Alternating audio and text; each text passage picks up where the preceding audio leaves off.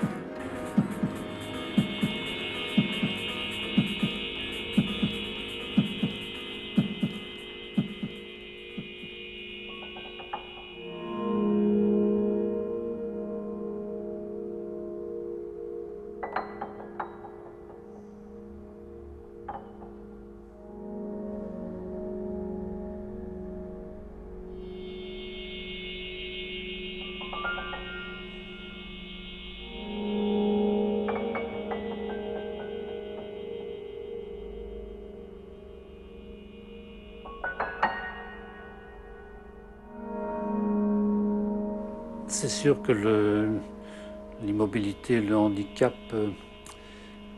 amène au constat et à l'acceptation progressive qu'il y a un certain nombre de choses qu'on ne peut pas faire. Mais à l'inverse, je crois aussi que ça permet d'ouvrir toute une série d'autres possibles, notamment dans la liberté intérieure, dans l'espace intérieur, mais aussi dans la manière dont on peut entrer en contact, en relation avec les autres. Je pense que qu'il y a dans le handicap, qu'il y a dans la maladie, énormément de potentialités. L'être humain est quelque chose d'inépuisable au niveau du désir, au niveau de l'énergie, au niveau de la force intérieure. Et c'est des choses que l'on découvre peut-être avec plus d'urgence et plus de force quand on est privé du mouvement. Ouais.